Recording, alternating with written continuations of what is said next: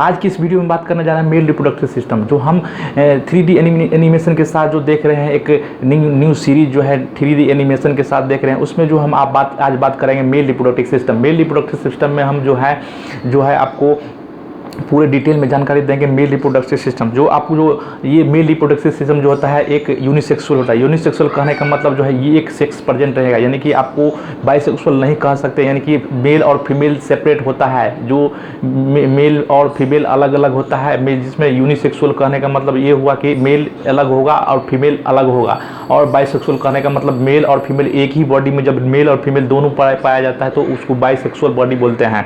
तो male reproductive ये जो है आपको ह्यूमन जो है मेल रिप्रोडक्टिव सिस्टम यानी कि यूनिसेक्सुअल होता है और विविपरस होता है। विविपरस कहने का मतलब जो है विविपरस मतलब जो आप कह सकते हैं कि ये एक होता है यूविपरस और एक होता है विविपरस। विविपरस कहने का मतलब जो है आपको बच्चा जो पैदा करता है यानी कि बच्चे को जन्म देता है उसको विविपरस बोलते हैं। और जो अंडा को देता है यानी कि जो कोई चिड़िया जैसे कोई पैरट हो गया जैसे जिस तरह से वो जो है आपको अंडा देता है तो उसको ओविपरस बोलते हैं। तो ये जो है मेल ह्यूमन जो है ह्यूमन बीइंग जो है आपको विविपरस है और विविपरस जो है आपको इस तरह से विविपरस। तो मेल रिप्रोडक्टिव सिस्टम में दिखाई दे रहा होगा, पीछे जो है आपको मेल रिप्रोडक्टिव सिस्टम दिखाई दे रहा होगा।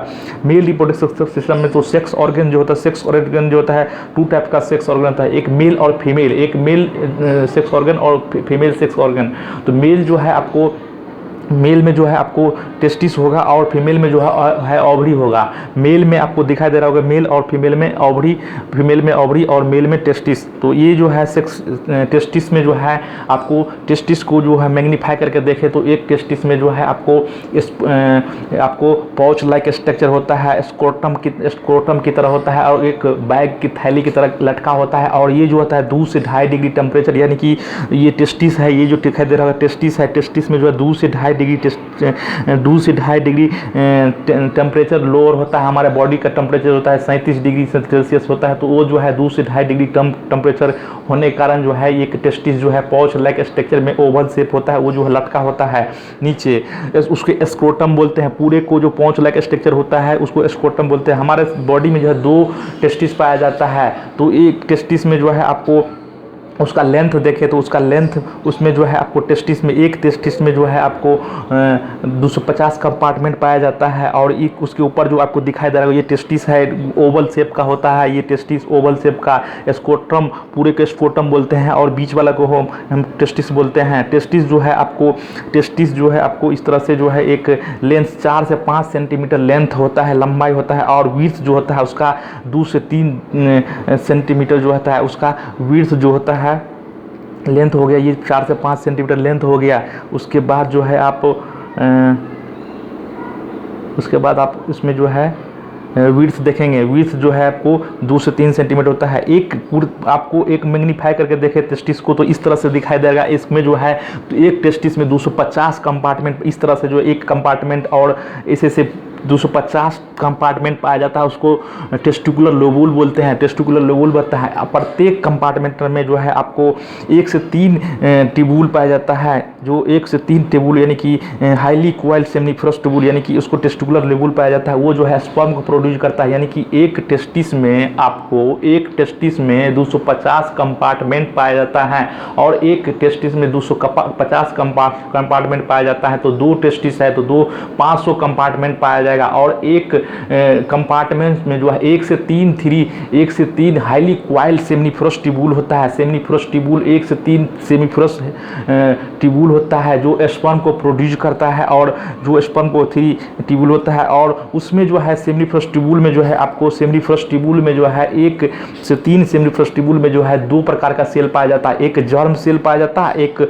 सर्टेली सेल पाया जाता है। जर्म सेल जिसको स्पर्मेटोगोनिया बोलते हैं और जर्म सेल जिसको स्पर्मेटोगोनिया बोलते हैं। और ये जो है सर्टोली सेल जो है आपको जर्म सेल जो है मेल जर्म सेल जो होता है उसमें जो है आपको मेल जर्म सेल में जो है डिवीजन होता है। डिवीजन होने के बाद जो है मियोसिस होता है, वो जो है स्पर्म को प्रोड्यूस करता है। और सर्टोली सेल जो होता है आपको सर्टोली सेल आपको नरिशमेंट प्रोवाइड करता है, यानी कि उसको जीने के लिए आपको कुछ तो खाना चाहिए, तो खाने के लिए जो है वो सर्टोली सेल उसको आपको स्पर्म सेल को जो है आपको नरिशमेंट प्रोवाइड करता है, यानी कि खाने के लिए एनर्जी देता है सर्टोली सेल।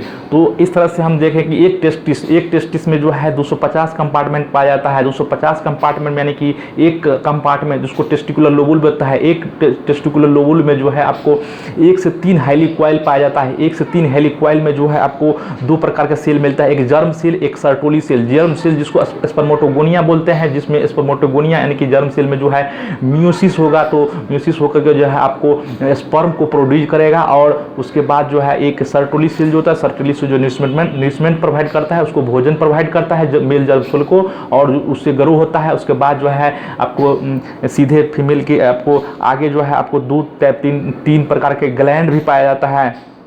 तो आपको इस तरह से बोल सकते हैं कि टेस्टिकुलर कंपार्टमेंट और टेस्टिकुलर लोबुल इस तरह से पाया जाता है। एक टेस्टिस में आपको 250 यानी कि एक टेस्टिस में 250 कंपार्टमेंट होता है, 500 कंपार्टमेंट हो गया। 1 से 3 जो है आपको 1 से 3 जो है आपको हाईली इक्वल हुआ था, आपको बोल सकते हैं यानी कि 6, 9, 1 यानी कि 1050 आपको हाईली इक्वल मिलेगा। तो ये आपको इस तरह से हो गया। आपको ये दिखाई दे रहा होगा सेल ऑफ टेस्टी। उसके बाद जो आता है रेटेस टेस्टिस, उसके जस्ट बाद जो एक आपको जो होता है, उसके बाद टोटल जो है स्पर्म प्रोड्यूस होकर रेटेस टेस्टिस में जाता है। रेटेस टेस्टिस में जो जाने के बाद जो है आपको रेटेस टेस्टिस में जाने के बाद जो है भास इफ्रेंसिया में जाता है। भास इफ्रेंसिया के बाद जो होता है इपीडिडामिस, उसके बाद भास इपीडिडामिस, उसके बाद भास डिफेंस, और उसके बाद जो होता है सीधे आपको ये आपको यूरिनरी ब्लैडर के साइड से होते हुए आपको स्पर्म जो है पेनिस से सीधे इजेक्ट हो जाता है। तो आपको दिखाई दे रहा होगा ये अभी जो भास रेटेस टेस्टिस, उसके बाद जो होता है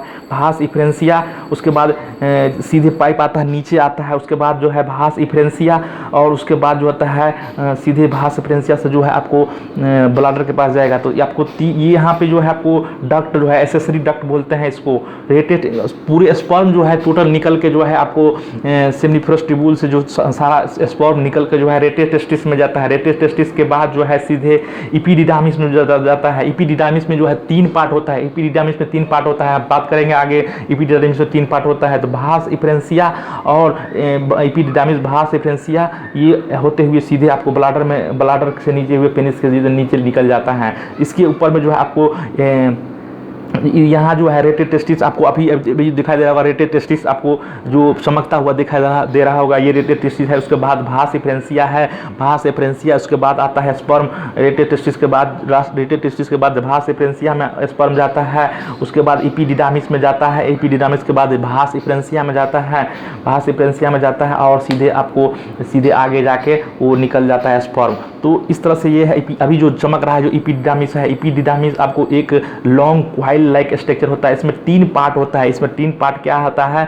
तो 3 पार्ट में जो है हम पहला पार्ट जो है सबसे ऊपर वाला पार्ट कॉपट इपीडिडामिस होता है, उसके बाद कॉर्पस इपीडिडामिस होता है, उसके बाद जो है थर्ड लास्ट पार्ट जो होता है ये लास्ट पार्ट कौडा इपीडिडामिस होता है। ये 3 पार्ट होता है, कॉपट इपीडिडामिस, कॉर्पस इपीडिडामिस, कौडा इपीडिडामिस। ये जो है इपीडिडामिस का 3 पार्ट होता है। ये कॉइल लाइक स्ट्रक्चर होता है। 2 आपको इपीडिडामिस के बाद जो है स्पर्म जो है भास इफ्रेंसिया में आता है। ये 2 टेस्टिस दिखाई दे रहा होगा आपको, लंबा दोनों लटका हुआ है, 2 टेस्टिस है। उसके बाद भास इफ्रेंसिया, यूरिनरी, उसके ऊपर यूरिनरी ब्लैडर, उसके ऊपर में जो है ब्लैडर दिखाई दे रहा है। यहाँ पर 3 जो है ग्लैंड पाया जाता है। ये सेमिनल वेसिकल जो होता है आपको, उसके बाद जो है यूरेथ्रा में जाके, यूरेथ्रा से जाके सीधे पेनिस से निकल जाता है स्पर्म। इस तरह से आपको दिखाई दे रहा है। यूरिनरी ब्लैडर सबसे ऊपर वाला पार्ट जो है यूरिनरी ब्लैडर है, जिसमें आपको यूरिन आता है किडनी से, और उसके बाद प्रोस्टेट ग्लैंड नीचे दिखाई दे रहा है, बीच वाला जो है प्रोस्टेट ग्लैंड होता है। उसके बाद बल्बोलिथरल ग्लैंड जो होता है बीच में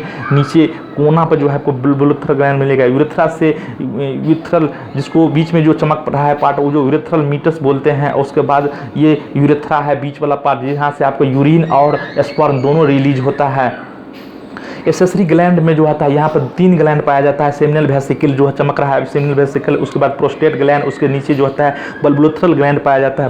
बल्बोलिथरल ग्लैंड जो है आपको सेमिनल वेसिकल यानी कि फ्रुक्टोज रिलीज करता है सेमिनल वेसिकल से, और ये जो है स्पर्म के साथ जो है मिलता है, और वो जो है दोनों जो है आपको प्रोस्टेट ग्लैंड में साथ साथ आपको यूरिनरी सेमिनल वेसिकल्स के साथ साथ आपको सारा स्पर्म एक बन के जो है आपको जिसके पूरे को पूरे हम सब जो तीनों ग्लैंड मिल जाता है उसको सेमिनल यानी कि उसको हम आपको सीमेन बोलते हैं। जब ग्लैंड नहीं पाया जाता उसको स्पर्म बोलते हैं। उसके बाद जो एक साथ होता है तो उसको आपको सीमेन बोलते हैं। अभी जो दिखाई दे रहा होगा बल्बोथेरल ग्लैंड जो है, उससे बल्बोथेरल ग्लैंड जो है आपको पेनिस के जस्ट ऊपर में दो ग्लैंड होता है, यानी कि बल्बोथेरल ग्लैंड 2 होता है और सेमिनल वेसिकल भी 2 होता है।